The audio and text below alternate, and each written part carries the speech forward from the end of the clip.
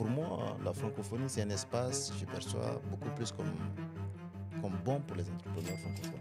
Donc, c'est pour dire que c'est bon, mais lorsqu'on veut utiliser comme un système de domination, c'est là où ça cause problème. Permets-moi de faire l'avocat du diable. Parce que ce que je constate, c'est si la France fait des politiques bilatérales qui incluent des éléments de droits de l'homme, de gouvernance et tout de suite, on lui dit non, on ne veut pas de ce type de politique. Est-ce que finalement, on n'est pas en train de dire que tout ce que la France fait, c'est juste que c'est pas une bonne chose et que c'est juste... Ou alors la critique est juste facile parce que c'est la France. Mesdames et vous tous, messieurs, bonjour ou bonsoir selon l'heure à laquelle vous nous voyez. Bienvenue sur Blédard Podcast pour ce rendez-vous hebdomadaire où nous parlons d'Afrique, nous parlons de notre identité, de nos cultures, de notre actualité, en fait de nous, quoi. Bienvenue et j'ai le plaisir aujourd'hui de recevoir deux personnes. La première est une personne qui est souvent sur cette plateforme et que vous connaissez certainement. La deuxième personne, c'est quelqu'un qui m'est cher parce que c'est quelqu'un que j'ai rencontré il y a quelques années et quelqu'un pour qui j'ai beaucoup de respect au regard de son abnégation, de sa discipline, de sa vision, vraiment, j'aime beaucoup l'homme qu'il est, du fait que quand je l'ai rencontré, c'était dans le cadre d'une formation. Aujourd'hui, il est un entrepreneur accompli qui mène son projet et qui est ici dans le cadre de ses activités. Donc, j'ai le plaisir de recevoir mes deux invités. Et je passe la parole à Benjamin en premier parce que vous le connaissez. Et bienvenue, Benjamin. Merci, cher Eric. En tout cas, c'est toujours un plaisir de retrouver les auditeurs du Blédard Podcast. Et puis voilà, je pense que je me passerai de ma présentation puisque tu l'as déjà faite. Ok, et donc je passe la parole à Ghislain. C'est son prénom. Pour qu'il se présente, qu'il nous dise qui il est avant de dérouler avec le reste de notre conversation.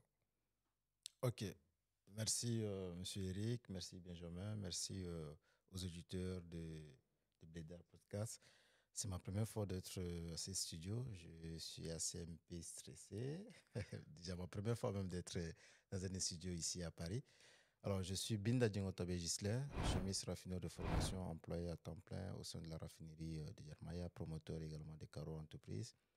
Donc, je suis ici en France, à Paris précisément dans le cadre de la francophonie, où je suis venu accompagné de la Conféges pour faire l'exposition de mes innovations.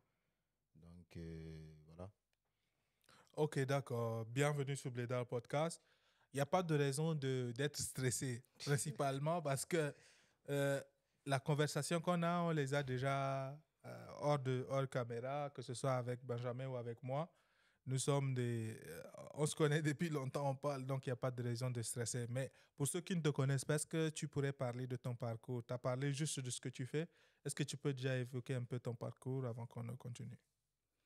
Ok, mais mon parcours a été un parcours plutôt classique, comme tout jeune Tchadien.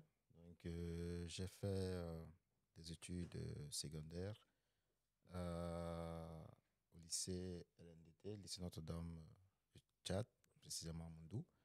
Et je suis arrivé à N'Djamena en 2013, où j'ai passé le concours de l'Institut de pétrole de Mao. J'ai été admis. Donc, j'ai fini ma licence en génie chimique, option raffinage. Et juste après ma licence, j'ai intégré très tôt la vie professionnelle, déjà en commençant au niveau de CIMAF, la cimenterie d'Afrique, une société marocaine basée à N'Djamena. J'ai travaillé avec eux. Ensuite, j'ai intégré la raffinerie de Yarmaya, précisément dans la zone de production où je travaille jusqu'à aujourd'hui. Et en 2020, c'est l'année où j'ai, on va dire comme ça, participé à une compétition. Parce qu'à la base, je ne connaissais même pas ce que c'est que l'entrepreneuriat. Un ami m'avait contacté pour prendre part à une compétition et j'avais déjà une idée dans la tête. Il fallait simplement venir exposer cette idée. Et je ne m'attendais pas à ce que cette idée allait faire de moi ce que je suis aujourd'hui. J'ai pris part à la compétition dénommée Talent de génie, organisée par le réseau des jeunes pour le leadership et l'entrepreneuriat RJDLT. Et Dieu merci, à l'issue de cette compétition, j'étais lauréat du prix Talent de Génie en 2020 lors de la Semaine mondiale de l'entrepreneuriat 2020. Et donc tout a commencé de là, où je me suis véritablement intéressé dans le monde de l'entrepreneuriat. Et en 2021, j'ai gagné encore notre prix, le prix de Tony Numelo, TEF, un prix panafricain. C'est ce qui m'a permis de prendre véritablement mon envol. J'ai gagné encore notre prix en 2022. Cette fois-ci, c'est ce qui m'a permis de me confirmer en tant que, et surtout de m'assumer aussi en tant qu'entrepreneur. Le prix de la Conféges, le prix de la promotion de l'entrepreneuriat des jeunes en 2020. Et par la suite, j'ai eu une bourse, on va dire comme ça, de PNUD, le programme des Nations Unies pour le programme des Nations Unies pour le développement, ce qui m'a amené à Malte, en Europe, pour une formation de 2 mois, où j'ai été formé en leadership et en entrepreneuriat. À l'issue de cette formation, j'ai reçu mon certificat avant de rentrer au pays en 2022, en fin 2022. Et en 2023, j'ai eu une autre possibilité de venir ici en France, cette fois-ci à Lyon, où j'ai pris part au Grand Sommet, la grande rencontre des entrepreneurs du monde francophone, organisée par l'OFJK. Et voilà, donc voici un peu le parcours. Et aujourd'hui, je suis content du parcours que j'ai eu à faire et de l'entrepreneur que je suis devenu. Et j'exerce ce métier avec beaucoup de passion, beaucoup d'enthousiasme et surtout beaucoup d'espoir parce que d'où je viens, c'est pas facile et surtout le contexte n'est pas du tout facile. Et réussir à faire ce parcours avec tous ces obstacles, je rends vraiment grâce à Dieu et je remercie aussi beaucoup tous ceux qui, de près ou de loin, ne cessent de m'accompagner par des conseils, des orientations, des fois des soutiens financiers aussi, tout ça. Donc voilà, on continue par faire ce bonhomme chemin et on espère réussir à véritablement consolider cette structure et pourquoi pas en faire un modèle panafricain, un modèle mondial, quoi. Merci. Oh, ok, d'accord. Je veux essayer justement dans ton parcours, mais on va plutôt parler de ce que tu fais. Tout à l'heure, tu as évoqué ton côté entrepreneur. Est-ce que tu peux nous parler de Caron Entreprise et qu'est-ce que tu fais exactement? Quels sont les produits que tu as? Qu'est-ce que tu essaies d'accomplir avec ton entreprise? Alors, Caron Entreprise, au départ, c'est simplement un constat, celui de la problématique environnementale, notamment la désertification, dont la cause première était beaucoup plus l'abattement des arbres pour pouvoir en faire du charbon plastique, charbon traditionnel ou le bois de chauffe utilisé comme source d'énergie domestique. Et donc, cette problématique nous a conduit à réfléchir pour trouver une alternative. Et ça nous a amené à initier le charbon écologique. Et par la suite, nous nous sommes dit qu'on ne peut pas s'arrêter simplement à une problématique liée à la désertification parce qu'au-delà de ça, il y a aussi d'autres problématiques qui entravent un peu l'environnement. C'est ce qui nous a amené en fin 2022, début 2023, à nous intéresser aussi aux problématiques liées au plastique. Et donc, nous avons décidé de travailler aussi sur les plastiques. Et en fin 2023, Caro Entreprise, au-delà du charbon écologique, a aussi une autre gamme de produits qui est les pavés et les briques faites à base de déchets plastiques. Donc, l'idée, c'est de pouvoir véritablement intégrer la transition écologique en permettant à ce que tout ce qui est comme déchets puisse réentrer dans un cycle de transformation. Aujourd'hui, nous transformons tout ce qui est déchets agricoles en charbon écologique, une source d'énergie domestique. Nous transformons tout ce qui est plastique en des matériaux de construction, notamment des pavés, des briques, des dalles, des tuyaux, etc. Nous sommes en train de travailler actuellement sur du biogaz qui sera d'une certaine manière les déchets des animaux. Comme on a tellement des abattoirs, on tue tellement on consomme tellement de la viande, donc il y a des déchets aussi. Donc on est en train de travailler sur ça pour avoir également du biogaz, mais qui ne serait pas que du biogaz, mais qui serait aussi du bioélectricité, où à partir de ça, nous pourrions également faire de l'électricité. Mais au-delà de ça aussi, nous sommes en train de travailler avec des partenaires pour que ce charbon ne se limite pas simplement comme une source d'énergie, mais comme également un filtre qui permettra à ce que nous puissions avoir des eaux potables chez nous. Parce que l'eau potable, c'est aussi l'une des problématiques majeures au Tchad. Merci. D'accord. Dans ton propos liminaire, tu as évoqué le fait que tu es ici avec la Confégès. Est-ce que tu peux nous dire c'est quoi la Confégès et surtout comment à travers la Confégès, tu es arrivé à être sélectionné. C'est quoi le processus pour que tu sois sélectionné pour venir ici participer au sommet de l'OIF?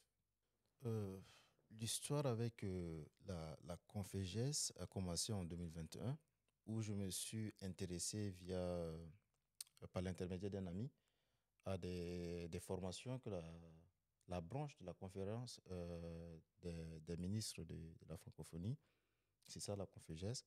Mais en réalité, la Confégès a un programme dénommé Programme pour la promotion de l'entrepreneuriat des jeunes. Donc, c'est logé dans tous les ministères de l'espace francophone. Et c'est ce programme, il y a un coordonnateur pays qui organise chaque année des formations pour pouvoir susciter l'intérêt de l'entrepreneuriat en milieu jeune. Et c'est par là que j'ai découvert le programme, par la suite la Confégès. Mais j'ai véritablement été identifié à la Confégès lors du sommet Yves Connet, sommet qui s'est tenu à Dakar en fin 2022, où j'étais quasiment le seul à prendre part via l'accompagnement du PNUD. Et c'est dans mes échanges, dans mes réseautages là-bas, que j'ai été véritablement identifié. Et par la suite, j'ai eu à prendre part à leur compétition. J'ai soumis le projet de charbon écologique qui a été tellement apprécié. Et donc, c'est là où j'ai été retenu comme lauréat du prix PPEJ en 2021, mais le prix a été remis en 2022. À l'époque, c'était le ministre de la Jeunesse, Mahmoud Ali, qui m'a remis ce prix.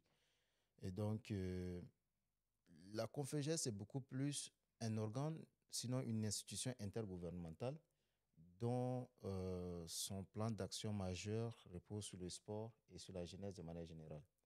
Alors, le programme PPEJ, c'est l'un de leurs programmes phares qui vise à autonomiser, je vais dire ça comme ça, rendre de manière indépendante les jeunes pour ne pas que les jeunes puissent avoir tendance à peut-être quitter de leur localité et aller vers des nouveaux cieux pour chercher leur avenir, mais c'est de leur permettre d'avoir ne serait-ce qu'un petit fonds de financement qui est beaucoup plus des fonds d'amorçage, des formations, des accompagnements pour que ils puissent eux-mêmes se prendre en charge avant d'attendre peut-être l'intégration ou peut-être d'autres contrats.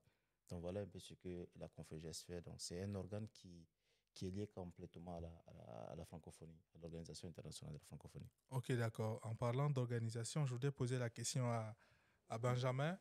Il y a beaucoup de... Je voudrais te demander ça de façon générale afin que tu puisses développer autant que tu le souhaites. C'est quoi la francophonie? Je veux dire que ce soit l'élément politique, l'élément humain, l'élément historique. C'est quoi la francophonie exactement pour toi? Bon, alors la francophonie, c'est une dynamique d'abord culturelle et ensuite c'est aussi une dynamique politique. Alors c'est l'ensemble des États ou l'ensemble parce que ça comporte aussi, vous avez aussi des provinces qui sont aussi inclus dans la francophonie, qui ont en commun la langue française comme étant la langue de partage. Alors, l'objectif de la francophonie, c'est de promouvoir d'abord le développement culturel, l'enseignement par le biais de la langue française, mais aussi de promouvoir aussi une forme de démocratie, parce que ça fait partie des valeurs que la francophonie prône. Il ne faut pas oublier que la langue française a été instaurée en 1535 par le roi français de l'époque, le roi de France. C'est lui qui a remplacé par décret l'utilisation du latin, qui était la langue administrative par le français. Et donc, le français est devenu finalement la langue utilisée dans l'administration depuis, donc, on va dire, le XVIe siècle. Voilà. Donc, si vous voulez, c'est cet instrument culturel-là qui permet donc, par l'expansion aussi finalement de la colonisation à la France, de pouvoir dissiper un peu sa culture et sa manière aussi de penser, parce que la francophonie, c'est aussi une manière de penser, c'est aussi une manière d'agir. Alors, le thème de cette année a voulu un peu se démarquer du procès qu'ont fait généralement à des francophones globalement. Vous verrez très bien que sur le thème, c'est marqué créer, innover et entreprendre en français. Ça veut dire beaucoup de choses, parce qu'on fait souvent un procès d'intention aux francophones en disant mais bon, nous parlons beaucoup et nous agissons peu, contrairement à ceux qui ont en commun la langue anglaise. qui, me semble-t-il, seraient des grands entrepreneurs, etc. Mais bon, tout ça, si vous voulez, c'est des constats à relativiser aussi, hein, à un certain degré. Donc, il y a cette dimension justement culturelle, cette dimension de développement d'une communauté plus élargie, mais aussi c'est devenu un instrument d'influence, hein, assez puissant. On est à plus de 300 millions de personnes qui partagent en commun cette langue et cette locution. Donc, ça fait quand même à l'échelle internationale une très grande communauté. Donc la francophonie est perçue dans sa dimension culturelle d'abord, et il y a aussi une dimension plus politique. Peut-être qu'on reviendra un peu dessus sur la manière dont elle est assez critiquée aujourd'hui. Et il faut faire une distinction. La francophonie, c'est pas la France. Voilà, c'est deux mondes assez différents. Donc c'est pourquoi vous trouverez donc des États comme cette année là on a accueilli le Ghana là comme partie intégrante de la francophonie. Donc c'est pour ma part quelque chose d'assez positif. Alors c'est mal perçu récemment parce qu'on prête des intentions malsaines à l'État français qui est une autre chose, qui est une autre entité, à la politique française aussi qui est autre chose. Mais la francophonie reste en elle-même une belle initiative culturelle. Ok, mais est-ce que la francophonie n'est pas une extension justement de la France, un peu la France qui décide de partager avec le monde sa culture, sa langue, je sais pas, sa gastronomie, tout ce qu'il y a. Et donc, est-ce que cette extension-là n'explique pas justement le fait que euh, oh, même s'il y a peut-être le Ghana qui a accepté, ce n'est pas simplement une organisation. Est-ce que ce n'est pas le modèle de coopération qu'on veut finalement? Parce que ce qui est décréé, c'est l'élément politique, Ouais. mais la francophonie part sur un modèle d'abord culturel, Ouais. je vais dire plus sectoriel que politique. Est-ce que ce n'est pas finalement le modèle de rapport qu'on veut avoir les uns avec les autres dans le monde? Oui, il y a l'aspect culturel qui est très très important.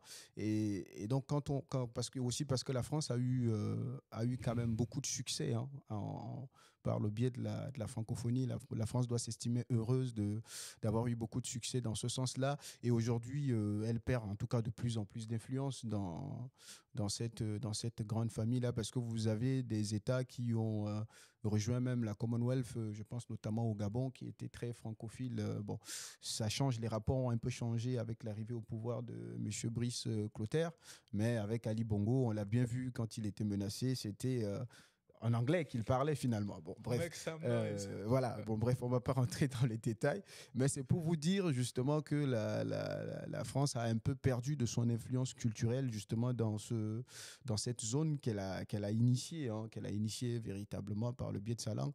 Donc, ce qui est décrié aujourd'hui, c'est justement la politique française en Afrique. Et cette politique qui doit être vue autrement, parce que vous aviez là la suspension quand même d'un certain nombre d'États aujourd'hui. Le Burkina Faso, le Mali, ainsi que le Niger sont suspendus au regard des principes fondamentaux qui régissent la francophonie.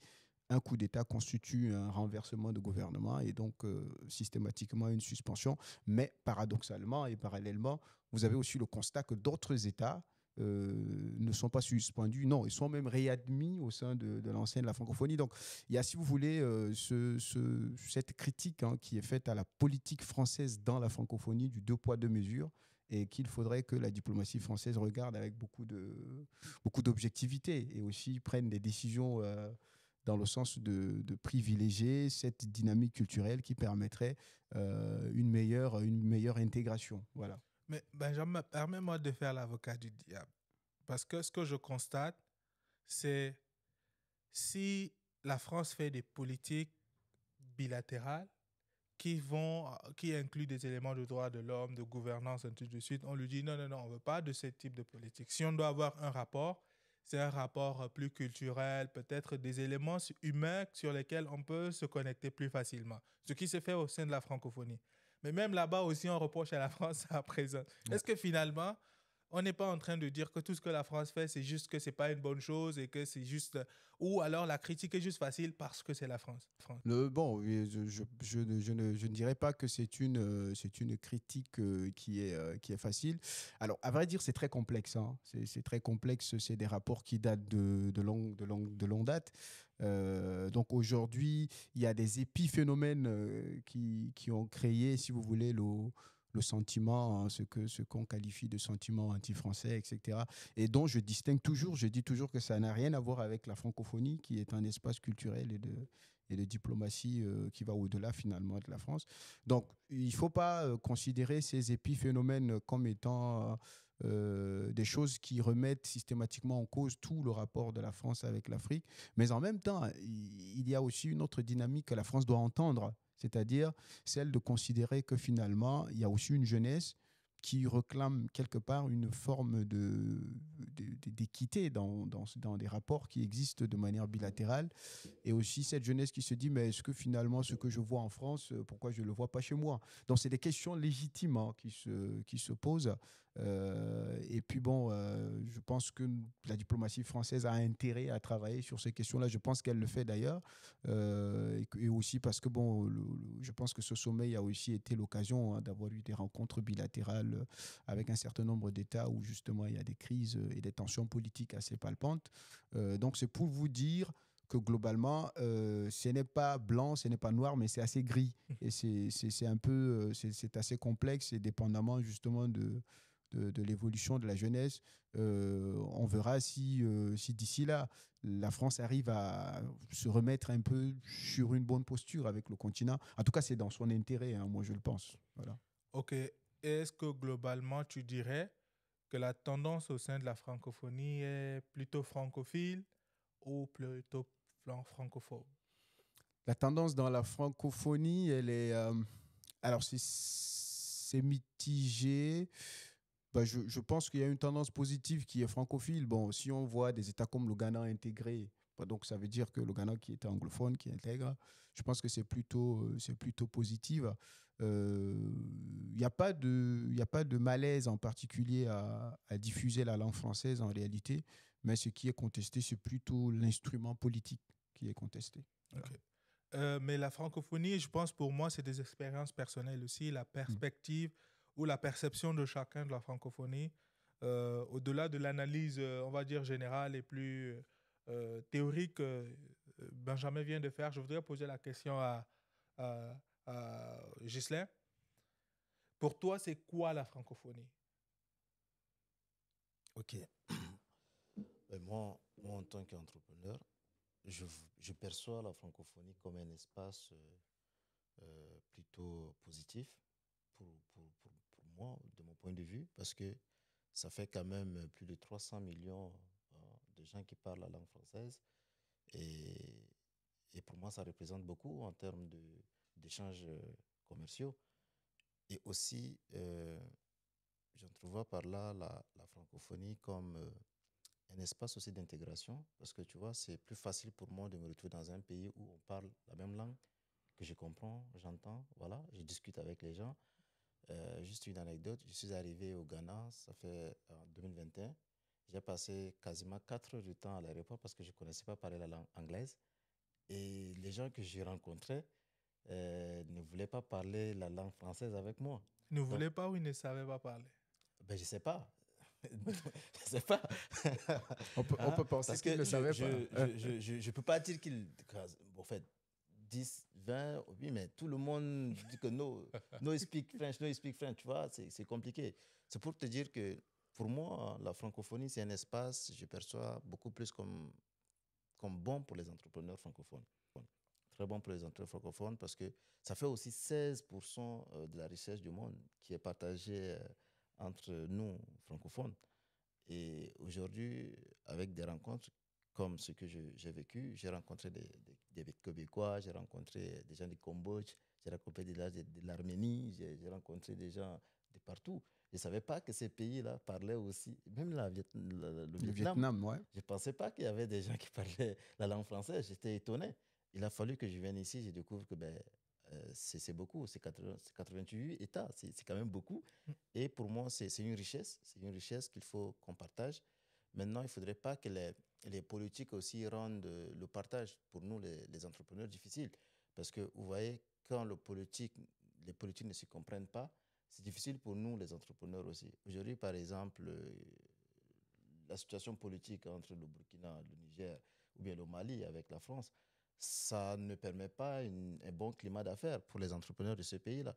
Je ne dis pas tout, mais c'est quand même difficile. C'est que ça ne serait pas comme la même chose comme avant. Donc, c'est pour dire que c'est bon quand on reste dans un cadre purement culturel, dans un cadre purement social, dans un cadre d'intégration familiale, dans un cadre de partage en tant que frère de l'espace francophone. Mais lorsqu'on veut utiliser comme un système de domination, c'est là où ça cause problème. Voilà, voilà. Pourquoi la France, d'ailleurs, je l'ajoute, c'est pourquoi la France a tout intérêt, comme je disais tout à l'heure, de ne pas, par exemple, interrompre les séjours des entrepreneurs ici, interrompre les séjours des chercheurs, parce que ça participe de la dynamique de la transmission culturelle qu'il faut à tout prix, en tout cas, maintenir. Voilà. Bon, j'ai été un peu désolant de constater qu'au départ, justement, c'est quiproquo avec le Niger et le Burkina Faso ont conduit à un moment donné à des suspensions temporaires de visa, etc. Et y compris pour certains chercheurs et tout ça. C'était bien dommage. Je pense qu'après, les mesures ont été levées. Mais oui, la France a tout intérêt à garder la dimension culturelle séparée des contentieux politiques. D'accord. Revenons justement au sommet, pas à l'organisation, mais au sommet. Qu'est-ce que tu as fait, qu'est-ce que tu as présenté pendant le sommet et, as-tu tissé des partenariats, que ce soit dans le cadre du sommet ou avec des personnes que tu as rencontrées ici à Paris, en fait? Ok, le sommet a été très, très bénéfique. Déjà, ce n'est pas encore fini, hein, ça finit demain, le 6. Je suis venu ici grâce à la Confégeste, comme je disais tantôt. Et donc, c'est aussi un moyen d'accompagnement des startups, des entrepreneurs en Afrique. Grâce à cette famille de la Confégeste, j'ai eu à rencontrer des partenaires plutôt disposés à collaborer avec moi parce que je suis aussi ici pour chercher à collaborer avec certaines entreprises, certaines associations, certaines ONG pour essayer de passer en échelle avec mes innovations. Aujourd'hui, je fais du charbon écologique, un produit très demandé au Tchad, mais pas que au Tchad, dans la sous-région même, parce que nous vivons quasiment la même problématique. L'accès à l'énergie domestique cause problème. Et chez nous, par exemple, au Tchad, il y a la loi 14 qui interdit l'utilisation du bois de chauffe et du charbon de bois. Ça fait que les gens sont obligés de se retourner vers une énergie autre que ceux-là.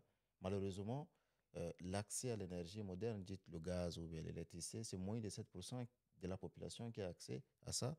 Et compte tenu de l'enclavement de notre pays, ça veut dire que les infrastructures n'y est pas, l'accès à des routes, ce n'est pas possible. Donc, ça fait que ce produit devient l'une des meilleures solutions pour pallier aux problèmes énergétiques dans les ménages.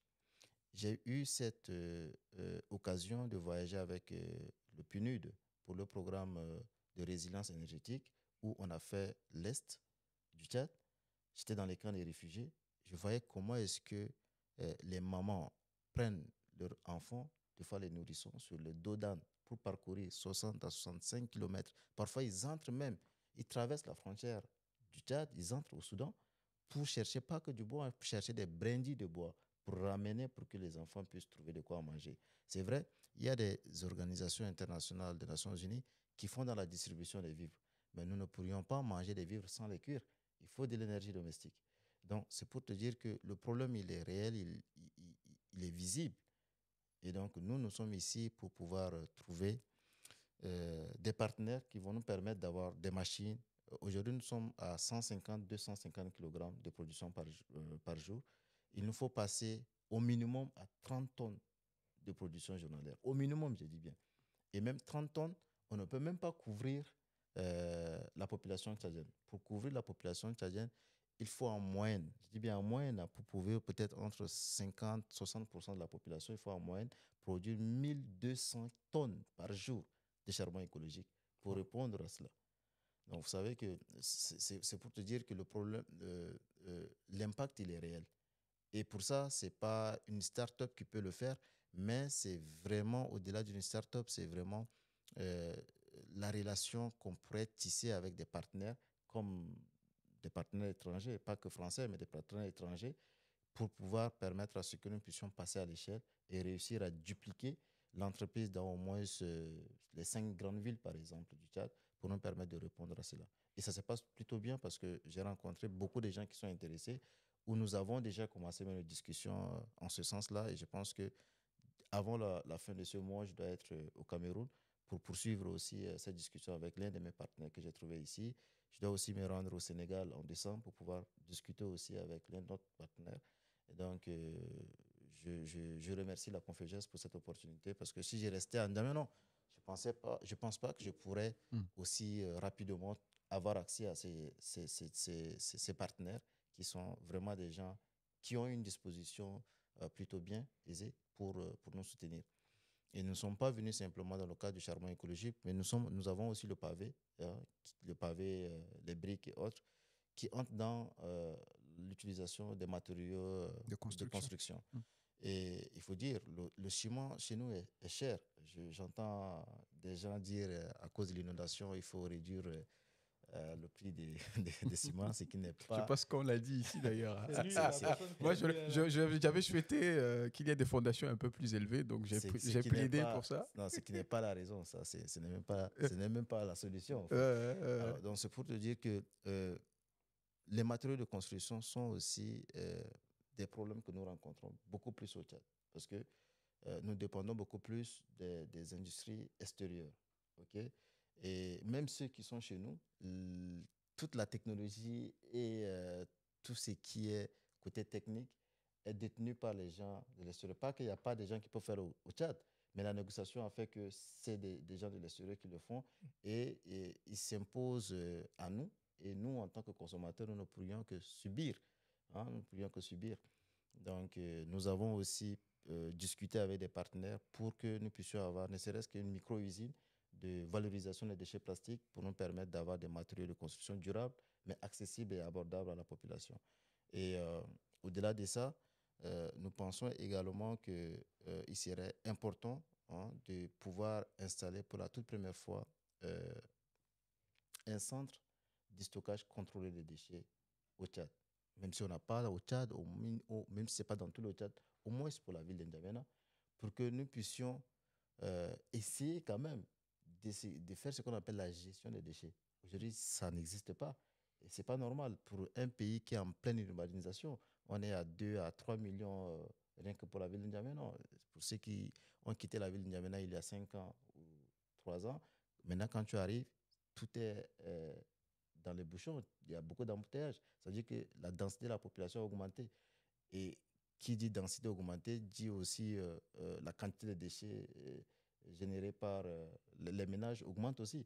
Donc, il faut véritablement que nous puissions considérer ces problèmes-là comme un problème aussi majeur comme tout autre problème pour que nous puissions répondre de manière efficace et efficiente à cette problématique. Parce que si nous ne le faisons pas, nous allons... Je ne dis pas que ce n'est que ça, la mauvaise gestion qui est la cause de l'inondation. Non, je ne dis pas ça. Mais ça fait partie également des causes des inondations. Lorsque les déchets ne sont pas bien gérés, lorsque nos canaux de drainage d'eau sont bondés par des déchets plastiques ou bien par un ménage qui sort et qui jette les déchets comme ça peut contribuer également à des maladies, et voilà, à la remontée de l'eau à la surface parce que l'eau ne peut pas continuer. Voilà. Ok, d'accord.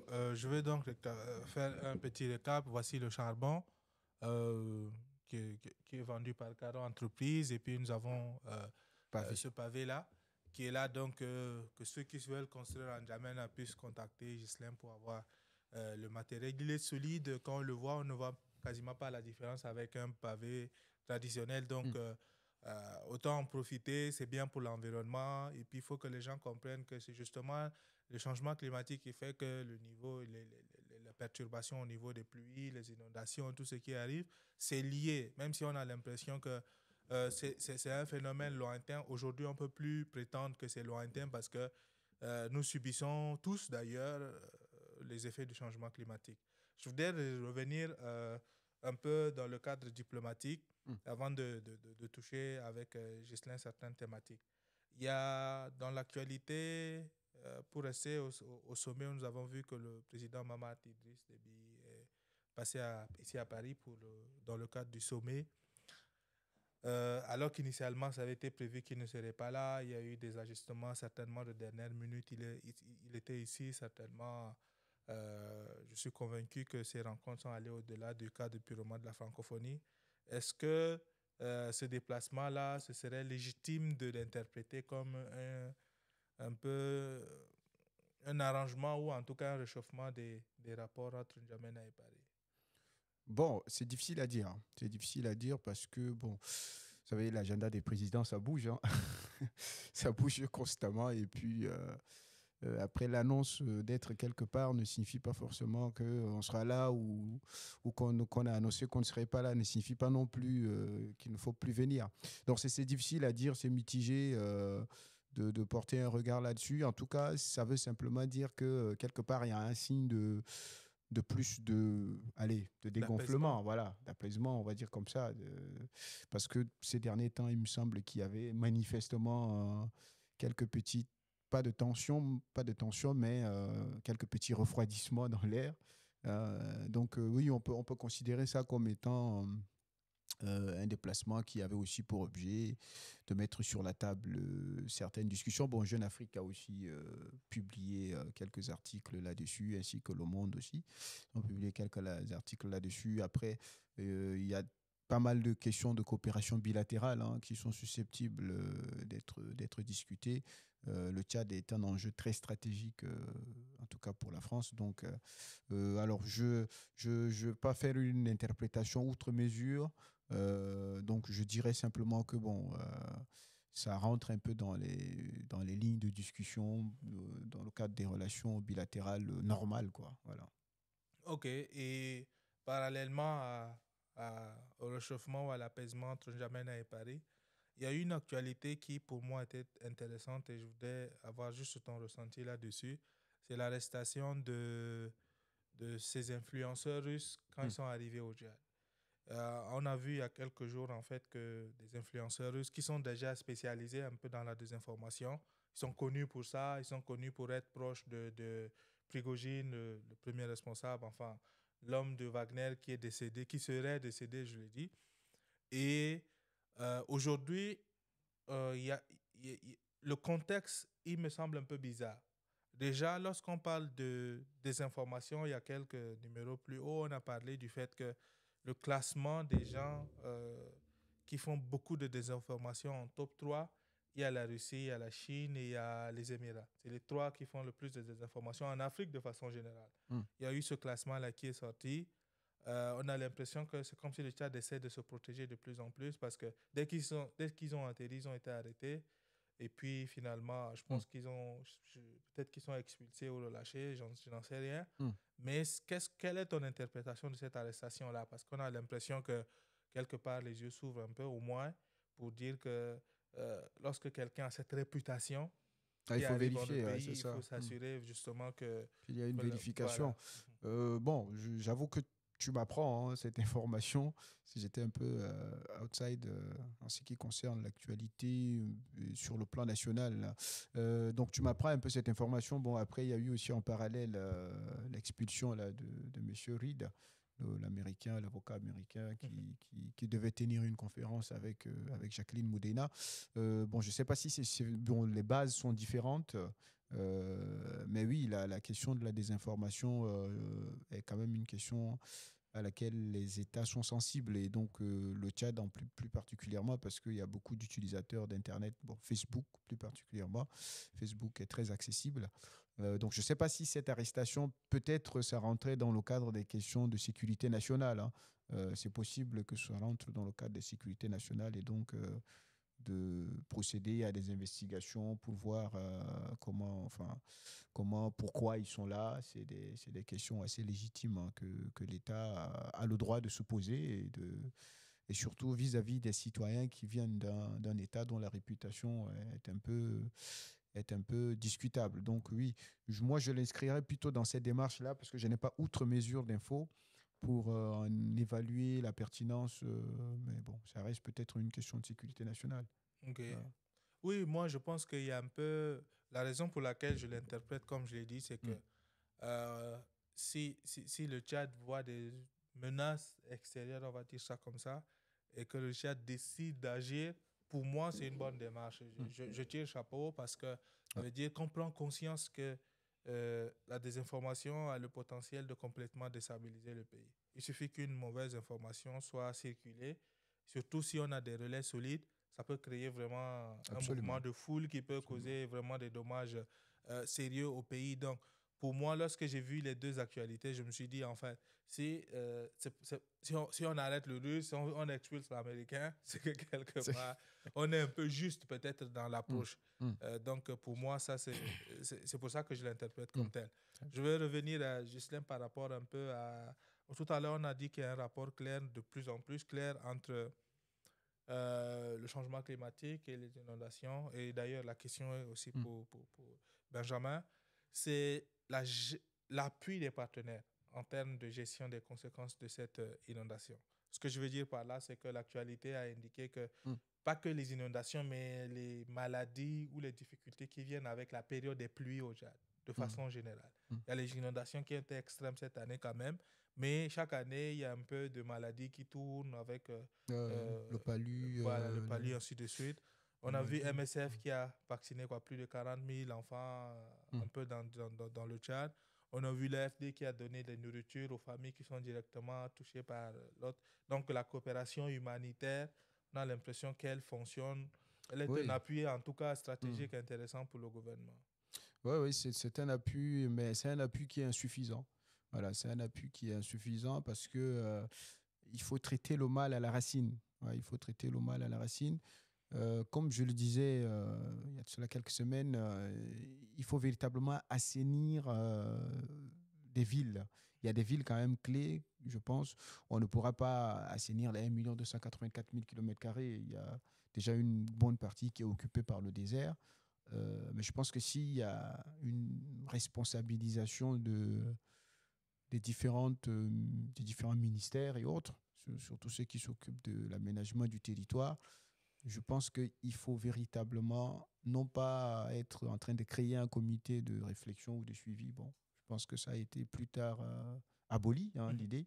Mais c'est surtout mettre en œuvre un véritable plan, être pragmatique, quoi, être pragmatique. Et justement, essayer de canaliser, parce que ça fait des années qu'on parle de l'inondation. Donc, ce n'est pas que cette année où on a vu malheureusement que ça a été assez désastreuse en termes de conséquences, des morts, des maladies et tout le reste. Donc, oui, l'appui des partenaires financiers est assez important, mais c'est un appui insuffisant et il faut plutôt se projeter sur le long terme. J'espère que le ministère fait ce travail-là. Il faut se projeter sur le long terme et trouver justement des solutions qui sont durables, dont entre autres la question, c'est vrai que la question du ciment ne résout pas tout, mais ça peut faire partie des éléments de solutions. Après, il faut des canalisations, il faut, et même la question des déchets que Ghislain a évoqué tout à l'heure, ça rentre aussi dans le lot. Donc, c'est plusieurs choses en même temps, mais il nous faut déjà même un plan d'urbanisation de la ville, quoi. Voilà. D'accord. En termes de coopération avec les institutions internationales, je voudrais orienter un peu la question pour Ghislain dans le domaine de l'entrepreneuriat. Par exemple, on voit que l'IFT appuie beaucoup d'artistes en mettant sur pied différents mécanismes. Nous avons le Fonds Africa Création qui permet de faire de la mobilité aux artistes et tout ça. Il y a par exemple des initiatives de l'AFD à l'intention des entrepreneurs. Nous avons des fonds de l'AFD ou même de l'ambassade de France au Tchad. Il y a aussi des initiatives qui soutiennent un peu, ou des entreprises hollandaises un peu qui soutiennent l'ONG hollandaise, qui soutient Job Booster et qui permet d'appuyer des gens. Mais nous avons justement l'AFD qui soutient des entrepreneurs à travers la maison de la petite entreprise ou le projet PISCA ou encore il y a le projet ProParco qui appuie des entrepreneurs un peu de ton standing, on va dire ça comme ça, avec en termes d'accompagnement. Quel est ton regard de cet appui-là de ces institutions internationales? La raison pour laquelle je pose cette question, c'est parce que chaque fois qu'on parle des difficultés des entrepreneurs, l'accès au financement reste l'un des problèmes majeurs. Tu l'as évoqué d'ailleurs en termes d'industrialisation de ton projet. Je pense que la seule problématique pour toi, c'est avoir les fonds pour lancer, sinon l'expertise est déjà établie. Donc, quel est ton regard sur ces accompagnements-là qui sont mis à disposition des entrepreneurs pour les aider? Ok, c'est une très belle question. Je pense que tu poses cette question aussi à la bonne personne parce que je vis ces problèmes, ça fait quasiment 3 ans déjà que je vis ce problème de financement. Et souvent, quand on me pose cette question, je dis que c'est pas par manque de fonds qu'on ne finance pas les startups, mais c'est le mécanisme de financement qui cause problème. Euh, des structures que vous venez de citer, que ce soit l'AFD via la petite et moyenne entreprise, ils respectent leur engagement auprès de ces institutions-là. Si dans leur engagement, ils doivent allouer un fonds à la petite et moyenne entreprise pour financer les startups, eux, ils font leur job. Ils font normalement leur job. Maintenant, quitte à ces instructions, ces instruments qui, pour la plupart, sont des instruments nationaux, de s'assumer et de faire bien le boulot. J'entends par là des bons investissements. Des investissements qui ont véritablement un impact. Pas de la poudre aux yeux, pas aller mettre de l'argent en sachant très bien que le business plan ne peut même pas survivre au bout de 6 mois, au bout d'un an. Mais c'est là-bas qu'on va aller mettre de fonds. On va multiplier de la communication pour dire qu'on a aidé un jeune. En sachant très bien que ces jeunes ont déjà des problèmes endogènes qu'il n'arrive même pas à résoudre lui-même. Vous venez encore l'empirer avec des fonds. Au chat. Et l'autre côté aussi, c'est que l'État ne joue pas véritablement son rôle. Parce que pour un pays qui veut vraiment avoir un décollage dans le système entrepreneurial, il faut créer des conditions attractives pour que les entrepreneurs puissent être déjà créatifs, mais puissent passer à l'échelle et stabiliser le développement économique. Lorsque vous avez 4, 5, 6, 10 entreprises locales qui fonctionnent normalement, qui ont un parcours économique, ça aussi c'est très important parce qu'on a plusieurs entreprises, mais quand tu leur demandes de tenir un cahier de comptabilité et de te donner peut-être les données financières, qu'est-ce qu'ils ont eu à faire en termes de chiffre d'affaires cette année ou l'année prochaine, ils ne pourront pas te le dire.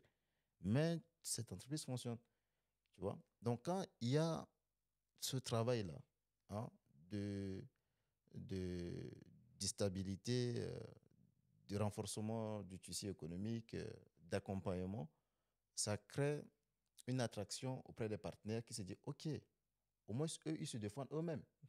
OK? Donc, ils ont intérêt à venir collaborer avec nous. Mais quand nous-mêmes, on n'arrive pas à collaborer, on n'arrive pas à tenir, à sortir la tête sous l'eau, ça crée une certaine méfiance chez les autres. Si on n'arrive pas à avoir 2 ou 3 entreprises tchadiennes qui sortent la tête de l'eau, ce n'est pas un Français ou un Allemand qui va venir mettre son argent là-bas. Lui, il veut voir est-ce que ça marche. Comme ça, il va venir mettre. Parce que lorsque nous, on est des entrepreneurs, qui dit entreprise, dit création d'une valeur économique. C'est-à-dire, si je mets 1 franc, je veux avoir un retour sur l'investissement. Je ne suis pas dans le social. Maintenant, les autres aussi, qui évoluent bien, eux, c'est dans le social. Par exemple, les artistes, les cultures et tout ça. Eux, ce sont des programmes qu'ils initient. L'exemple, par exemple, au nom de l'art, ce sont des investissements purement sociaux qui n'ont pas un retour sur l'investissement. Donc, ce sont des subventions qu'on accorde. Pour nous, les entrepreneurs, tu peux, à l'aide d'une compétition, avoir des subventions, peut-être 1 ou 2 fois. Mais pour te passer à l'échelle, il te faut des financements, il faut des investissements. Nous avons des banques qui aussi, à cause de l'État, et ça je le dis clairement parce que si l'État joue véritablement son rôle, les banques auront peur. Ils seront obligés d'aider les entrepreneurs normalement à des taux raisonnables. Vous avez un entrepreneur qui veut passer à l'échelle, qui peut-être, comme par exemple le cas de Caro Entreprise, qui n'a pas encore réussi à stabiliser, okay, toute, comment on appelle, je dirais, toute la couverture sociale, économique, environnementale de son projet et qui veut véritablement accéder à des fonds pour pouvoir permettre de passer à l'échelle et vous l'imposez des taux qui sont des taux que vous savez très bien qu'il ne peut pas accepter et vous l'imposez cela. Et s'il prend ce taux ok, qu'il accepte de prendre ce taux, vous voulez avoir une garantie. Une garantie que lui, vous savez très bien qu'il ne peut pas donner cette garantie-là. On a un très beau programme, initiative, en fait, 30 milliards de fonds qui ont été accordés par l'État. À l'époque, je ne sais pas si ça fonctionne encore, qui doivent passer par les mécanismes bancaires, dont la garantie est assurée par l'État à quasiment 70%, 80%, qui permet d'aider vraiment les jeunes entrepreneurs comme nous autres. Malheureusement, il y a toute une sorte de lobbying derrière où il faut connaître tel ou tel pour pouvoir accéder à ces fonds. Aujourd'hui, on n'en parle plus. On ne sait même pas si ça existe ou pas. Donc, c'est pour te dire qu'il y a des fonds qui existent au Tchad pour accompagner des startups. Mais comme on laisse tout le monde faire ce qu'il veut faire, avec aucun contrôle, aucun suivi, on se retrouve avec des projets, des bons projets à fort impact qui meurent ou qui sont délaissés par manque de financement. Et aujourd'hui, le cas des Caro Entreprises, Dieu merci, parce qu'on appartient à la Confégès qui permet qu'on soit mis au devant, qu'on ait une visibilité, qu'on crée une certaine attraction. Aujourd'hui, quand je suis arrivé et que j'ai exposé ici en France, le pavé fait à base de plastique, je t'assure que des gens sont tombés de nues. Ils ne pouvaient pas imaginer qu'on peut faire du plastique en des matériaux de construction. La preuve, la secrétaire générale de l'Organisation internationale de la francophonie, elle a insisté même qu'on puisse faire ces pavés-là dans sa maison qui est en construction à Madagascar. Ça veut dire que dès que je vais rentrer au Tchad, je vais prendre contact avec la secrétaire générale de la Confégès pour que nous puissions réfléchir si je dois déplacer le personnel des carreaux à Madagascar pour mettre en place des pavés pour cette dame. Donc, les gens, ils n'arrivent pas à comprendre qu'on a des jeunes qui ont des projets innovateurs. On a des jeunes qui ont vraiment de la création, qui vont juste un petit investissement de 100 millions, de 200 millions, peuvent permettre d'engorger véritablement le problème du chômage. Mais on ne va pas le faire. Ces jeunes, s'il reste au Tchad, personne ne va entendre parler de lui. Mais lorsqu'il arrive ici, tout le monde veut être avec lui, tout le monde veut avoir son produit. Et tout le monde le valorise, le met à hauteur et le félicite pour son innovation. Vous comprenez ce que je suis en train de dire? Ouais. Voilà. Donc, moi, quand je suis arrivé ici et que je vois ces gens de témoignages, je vois ces gens de réactions, je retourne avec plus encore d'énergie, plus encore de force pour dire que je vais faire encore plus pour que au Tchad, même si aujourd'hui on ne veut pas comprendre que c'est important, ils vont arriver à un moment qu'ils seront obligés de comprendre qu'ils doivent composer avec ça. Vous voyez un peu? Voilà. Une des choses qui me plaît lorsque j'échange avec des entrepreneurs, c'est leur capacité à faire des évaluations, on va dire, endogènes. Ce que je veux dire, c'est que quand je parle avec des entrepreneurs, ils parlent de notre responsabilité. Tu comprends pourquoi je dis toujours que pour moi, l'une des thématiques majeures, c'est la responsabilisation de nos peuples. Parce que depuis tout à l'heure, ils parlent de difficultés qui viennent de la gestion des réalités tchadiennes, des difficultés qui sont au niveau des peuples. Parce que j'ai déjà eu cette conversation avec quelqu'un d'autre qui dit oui, mais à quel fonds même et tout ça. Je cite des exemples et ils disent oui, mais est-ce que les gens donnent?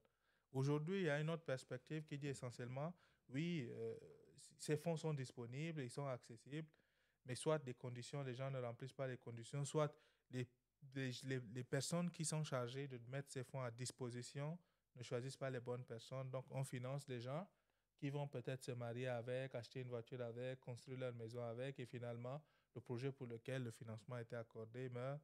Et il n'y a pas d'entrepreneur qui peut fonctionner sur la base de subventions ou d'aides externes. Si on n'est pas capable de générer des fonds, ça ne sert à rien de s'appeler entrepreneur.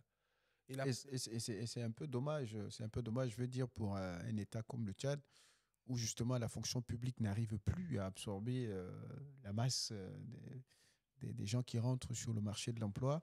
Des initiatives comme celle de Ghislain, en fait, c'est des initiatives où le gouvernement doit être même aux premières loges. Doit être aux premières loges pour justement financer 100 millions, ça ne coûte rien du tout pour des... Il y a des gens qui prennent des sommes faramineuses pour aller faire des folies grandioses. sur le dos de l'État, dont on ne parle pas. Mais donc, c'est assez dommage. Et justement, c'est aussi peut-être cela le défi qu'on a au Tchad, de tirer les gens du bas vers le haut et leur faire comprendre les problématiques auxquelles on fait face. Parce que, imaginons qu'on augmente sa capacité de production, c'est certainement beaucoup de jeunes qui vont être formés. Oui. Et c'est aussi la mise en place, on va ouvrir des centres de formation, des instituts de formation spécialisés dans la gestion des déchets, le recyclage, la question des matériaux. Donc, on va encore plus former des jeunes, les envoyer vers cette entreprise-là et augmenter en capacité. Et d'ici 5-10 ans, pourquoi pas créer une véritable chaîne de production régionale, à l'échelle régionale. Et donc, c'est bien dommage que justement ces initiatives ne soient pas comprises ou parfois même soient simplement sabotées, hein, malheureusement. Malheureusement, c'est la réalité. Je pense que ce combat-là, Ghislain le relève bien, il est dans ce défi-là. Et puis, bon, Dieu merci, il y a des portes qui s'ouvrent. Et je ne doute pas que c'est un projet qui va aller très loin. Voilà. Oui, je suis convaincu parce que le Ghislain que j'ai rencontré à 4 ans et celui d'aujourd'hui, ce n'est pas la même personne. Je pense qu'il en est conscient. Et Dieu merci. Les défis l'ont rendu mieux. Je ne veux pas le vendre. Je veux pas le plus vendre. Fort. Ouais. C'était notre homme avant. Maintenant, c'est un homme plus accompli, plus calme et tout. Ouais. Et comme j'ai coutume de lui dire que les entrepreneurs et la politique ne font pas bon ménage, ma dernière question est d'ordre politique et c'est à toi que je vais te la poser. Parce que c'est une actualité que je viens d'avoir d'ici 1 heure. Je vais lui poser une autre question d'ordre plus technique. Je ne veux pas lui créer des problèmes. Ouais. Il y a à peu près 1 heure, là, tout à l'heure, je scrollais, j'ai vu la déclaration du président Succès Masra qui essentiellement dit qu'il ne souhaite pas être candidat à une élection quelconque.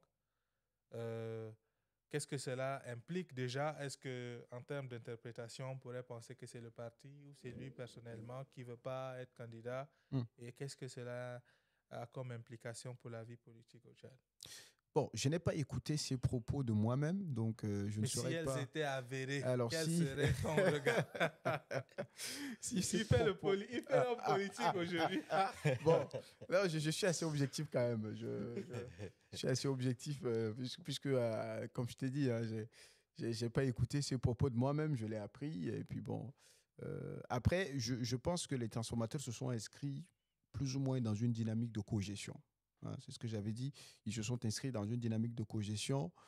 Cependant, ce qui les bloque quelque part, c'est les conditions de la cogestion. Parce qu'ils ont déjà co-géré avec le pouvoir pendant la période de transition. Et ils se disent certainement, si on doit co-gérer encore, est-ce que ça va être dans les mêmes conditions?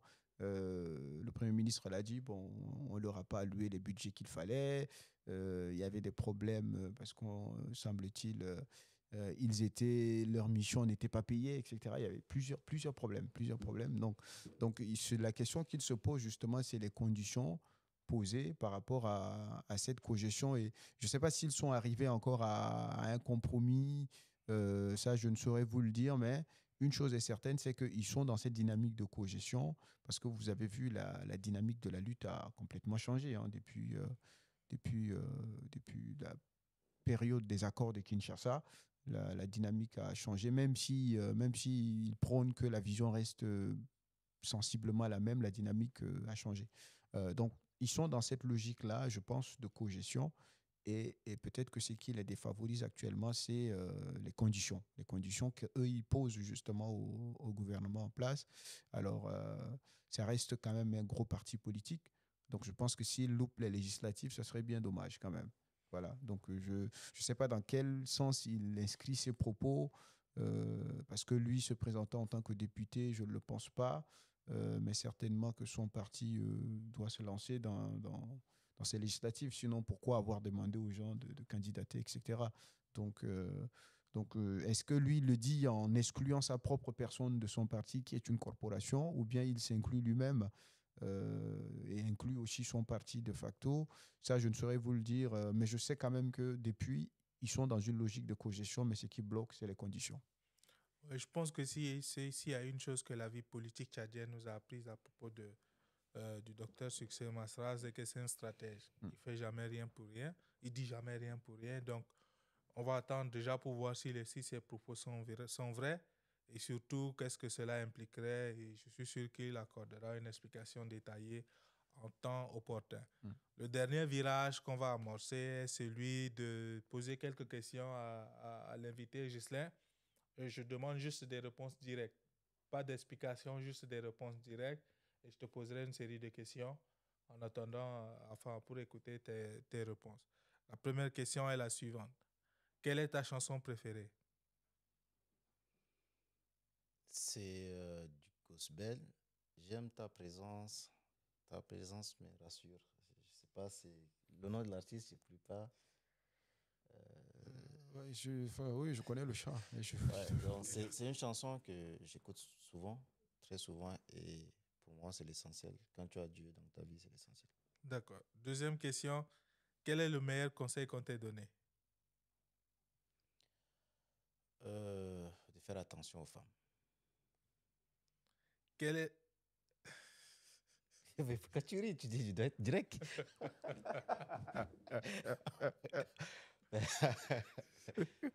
Non, mais celui-là, questions. c'est un bon conseil. J'ai tellement de questions dans ma tête en ce moment, mais je te laisse ça comme ça. Quelle est la chose que la plupart des gens ne savent pas à ton sujet? S'ils ne savent pas, c'est parce que je n'ai pas voulu qu'ils le sachent, donc je reste dans l'inconnu. Si tu pouvais te voir à travers les yeux de quelqu'un d'autre, qui choisiras-tu et pourquoi? Thomas Sankara, parce que c'est un visionnaire et je suis quelqu'un qui s'inscrit dans le futur. Quelle est la chose que tu regrettes n'avoir pas fait? Je regrette rien parce que j'ai toujours le temps. Dès lors que Dieu me donne la vie, je pense que je pourrais toujours faire ce que je n'ai pas pu faire pour telle ou telle raison. Quelle est la plus grande injustice que tu penses avoir subie?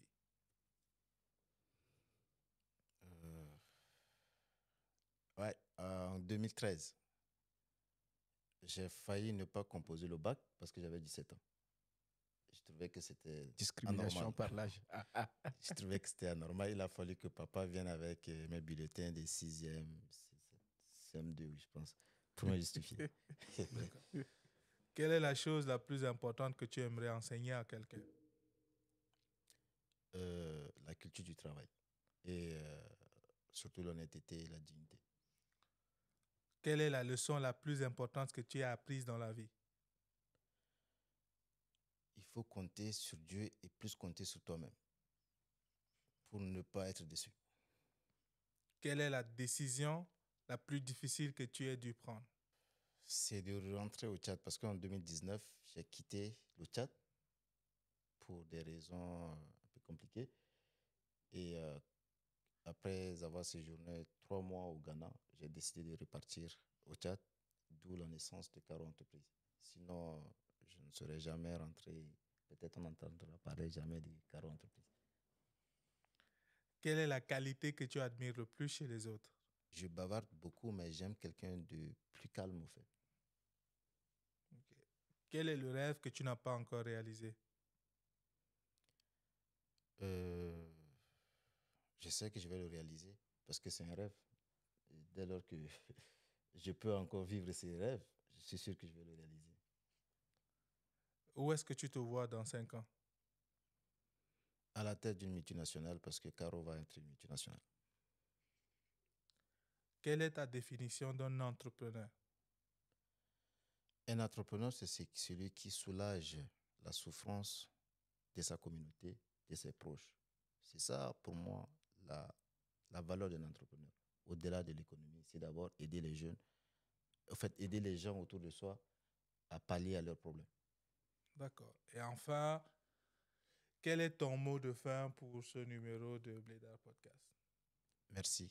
Merci à Dieu, merci à Blédard Podcast, à travers Blédard, à toi-même. Merci à Benjamin, merci à toute la communauté de la diaspora tchadienne, ceux qui ont eu le temps de passer au sein de notre stand, visiter, merci à eux. Ceux qui n'ont pas pu, qui nous ont appelés, merci à eux. Je suis très content d'être ici et je pense que ma présence ici n'est pas au hasard. Ça annonce que véritablement nous sommes sur un bon chemin prochainement, quand je reviendrai ici, peut-être j'aurai des bodyguards. Bien sûr, comme Elon Musk Je te le ou souhaite. Jeff Bezos. Le Donc futur vraiment, Jeff Bezos, tu as dit, hein? je suis très content d'être Il va- ici. Et aussi, au-delà de ça, c'est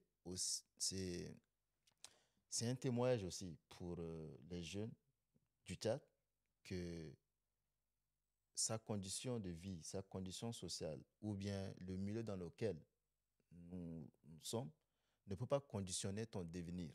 Ok. Tu es le seul détenteur de ce que tu veux devenir dans la vie. Si Ghislain Binda, un enfant de Dokab, de Mundou, a pu faire ce chemin et aujourd'hui être en France, ça n'empêchera personne de le faire. Je ne dis pas que je suis un entrepreneur accompli, tu l'as fait, tu l'as dit, c'est pas, je suis encore sur un chemin, mais c'est pour dire qu'on peut faire ce qu'on veut faire si on a la volonté, si on se donne les moyens de le faire. Il ne faut jamais se lancer dans la facilité. Prends le temps qu'il faut, apprends, tu peux tomber, tu peux être déçu, mais apprends toujours, sois objectif et surtout, aie les yeux fixés sur ton objectif. Et tu vas réussir, certainement. Merci. Et je voudrais demander aussi le mot de fin de Benjamin. En tout cas, bon, ça a été un véritable plaisir, hein, d'avoir partagé ce plateau avec Ghislain, qui fait finalement quelque chose de plus concret, trouver des solutions plus concrètes aux difficultés qu'on a au Tchad. Je voudrais aussi dire un mot à son intention et de dire aussi aux autres jeunes, hein, de s'inspirer vraiment de son parcours. Rien n'est impossible, tout est question de volonté. Personne ne naît avec une cuillère en or dans les dents, hein, y compris, enfin, il n'y a que quelques minorités, ils sont très très peu d'ailleurs. Ah ben il y en a qui naissent avec... Oui, mais ils sont très peu. Je dis, ils sont très peu à l'échelle globale, ils sont très peu quand même. Donc, je pense que c'est des parcours qui sont inspirants. Donc, voilà. Bon, mon mot de fin, voilà, c'est simplement appeler au sens du travail et puis à la responsabilité. Voilà, merci. D'accord. Merci à vous deux. Et pour clôturer, j'ai juste quelques mots que je voudrais dire à l'intention de Ghislain. Et quand en 2020, on s'est rencontrés, comme j'ai dit, c'était notre an. Avant que je ne rentre au Tchad, il y a quelques années, quand des gens me disaient qu'ils voyaient du potentiel, je ne comprenais pas exactement ce qu'ils voulaient dire. Quand quelqu'un te voit et tu as ton éthique de travail, ta manière de réfléchir, ta manière d'être, et qu'il te dit, je vois que tu peux aller loin, il faut avoir parcouru du chemin pour comprendre ce qu'il essaie de dire. Lorsque on a fait cette formation, j'ai fait plein de formations au Tchad à des entrepreneurs comme lui, en design sprint, un procédé de Google où je suis facilitateur. Donc, j'ai fait ça avec d'entrepreneurs. Et si aujourd'hui, c'est le seul avec qui, donc de tout ce groupe, hein, il y en a très peu avec qui je suis en contact. Et lui, je lui parle tout le temps. Et c'est à ce moment où, quand j'ai commencé à travailler un peu avec lui, j'ai compris ce que les gens veulent dire par je vois le potentiel. Je vois bien qu'il va aller loin et justement, il est en train d'aller loin et il n'est même pas encore à mi-chemin. Ça veut dire que l'avenir est magnifique pour lui et c'est seulement le ciel qui sera la limite. Ou du moins, comme quelqu'un le dit, le ciel sera le commencement pour lui. Parce que je suis très admiratif de sa résilience, de sa capacité à vraiment avoir ses visions et s'attacher là-dessus, de son humilité pour venir dire tu penses quoi de ça, Big, je voudrais faire ça, tu penses quoi. Et quand on voit l'ensemble de l'homme, on comprend pourquoi l'entrepreneur a autant de succès. Et comme j'ai dit, il n'est qu'au début et il a un long chemin à parcourir. Donc, je le félicite et je lui réitère, comme je lui dis toujours, que s'il a besoin, je suis toujours là, quel que soit ce que je peux lui apporter. Si j'en ai la possibilité, je le ferai avec grand plaisir, comme je le fais pour tous ceux qui me sont chers. J'ai le plaisir d'échanger souvent avec lui et je lui dis ça. Donc, je suis disponible s'il en a besoin. Il peut m'écrire à tout moment. Je serai toujours là pour échanger avec lui et apporter ce que je peux. Donc, merci pour ton temps aujourd'hui et je te souhaite beaucoup de courage. Tu rentres en N'Djamena bientôt, c'est vrai. Mais c'est pour revenir. Je sais que tu as plein de projets et tu vas revenir bientôt encore. Donc, je te souhaite encore beaucoup, beaucoup de succès dans tes projets. Je souhaite vivement qu'avant 5 ans, Caro soit justement cette multinationale que tu vois. Donc, comme ça, au moins, peut-être que je vais venir quand il va être une multinationale, quelqu'un va lui faire un contrat et ce sera moi. Ça, Voilà. je sais déjà. Donc, merci. Et puis, je souhaite, je dis au revoir à tous ceux qui nous suivent. Et mon propos pour clôturer, je veux ajouter quelque chose. C'est que chaque fois que je reçois des gens ici, je demande leur parcours à dessein. C'est parce qu'il y a des gens qui nous suivent sur les réseaux sociaux, évidemment, mais on a des radios partenaires. Il y a des gens dans les petites communautés. Il y a des gens qui n'ont que la radio de leurs parents qui jouent à côté, qui écoutent. Il y a des gens qui n'ont pas forcément la possibilité de rêver aussi grand que ça. Parce que moi-même, je fais partie de ces gens qui, quand on voit mon parcours, j'ai fait tout ce que je pensais impossible. Et donc, je tiens à partager le parcours des gens qui passent ici pour que ces gens dans les petites communautés puissent voir que c'est possible et qu'ils puissent rêver plus grand. Les jeunes qui sont encore au collège, au lycée, même ceux qui comprennent ce qu'on dit, je leur souhaite vraiment de rêver plus grand et surtout d'accomplir des choses beaucoup plus grandes que ce que nous pourrons faire. Parce que c'est ça justement la clé.